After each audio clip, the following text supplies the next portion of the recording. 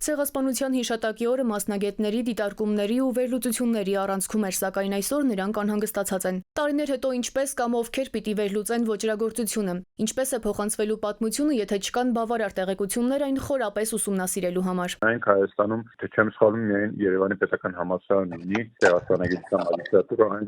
այն նոր է բացվել, նախկինում եղել են, եթե չեմ սխալվում, մի քանի փորձեր, բայց միայն վերջերս է հնարավոր եղել դա բացել։ Եվ այստեղ մեծ հարց է, թե ինչ հետաքրքրություն այն կառաջացնի երիտասարդների շրջան, որպեսզի նրանք իրենց հետազոտությունները կամ իրենց կարիերան կառուցեն այս ոլորտում։ Հաշվի առնելով նաև ցեղասպանագետների դիտարկումները, Վահրամ Տեր-Մաթևոսյանն ասում է, ցեղասպանագիտությունը որպես գիտակարգ թուլացել է։ Փորձագետն էլ համակարծիք է։ Մեր դպրոցներում ցավոք սրտի շատ մանրամասն եւ խորքային որևէ ներկայացում չկա դասագրքերում։ Մենք պետք է ոչ միայն մեր դասագրքերում, այլ մեր քաղաքականությունը հատկապես արտաքին պետք է ուղղված նրան, որ այլ երկրների դասագրքերում եւս ներառվեն որոշակի նյութեր հայոց ցեղասպանության մասին։ Այդ թվում նաև Թուրքիայում, որովհետև Թուրքիայի պետությունը մեկ է, իսկ հասարակությունը լրիվ ուրիշ բան, եւ հասարակության մոտ իրազեկվածության մակարդակի բարձրացումը պետք է պայմանավորված լինի նաև հայերի մոտ այդ իրազեկվածության բավարար պատշաճ մակարդակով։